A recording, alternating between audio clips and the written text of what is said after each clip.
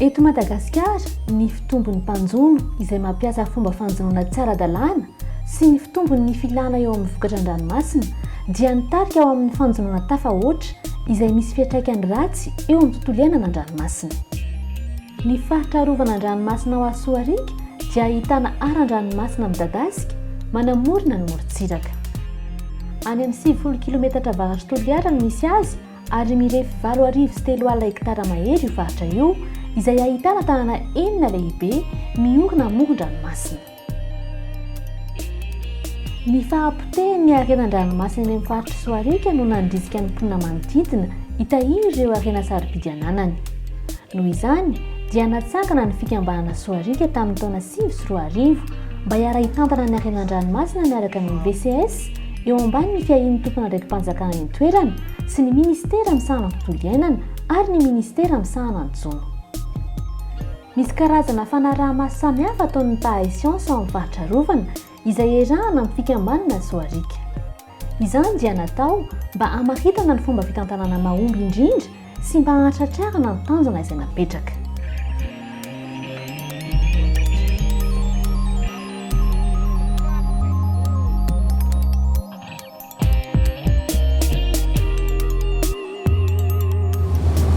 On a vu beaucoup plus de coraux que les années précédentes, mais il y a eu plus de poissons. Et les coraux, elles sont en bonne santé. On a vu des anémones, on a vu plusieurs types de coraux, donc c'était une bonne plongée. Any amin'ny faritra Soarika, ny fanjonoana nentim-paharazana ihany no antom-piveloman'ny mponina. Noho izany dia napiditra asa fivelomana vaovao ny VCS mba hanampiana ny fidiram-bolony andavanandro.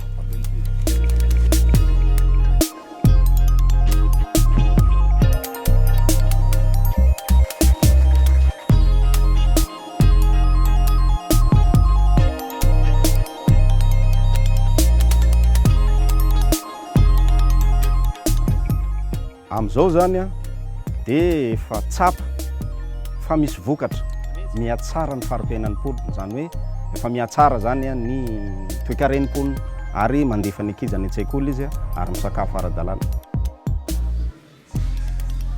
Ny fikambanana Soarika dia tena nahavita dingana lehibe tokoa teo amin'ny asa fiaraha-mitantana ny jono tao anatin'ny faritra arovana Soarika.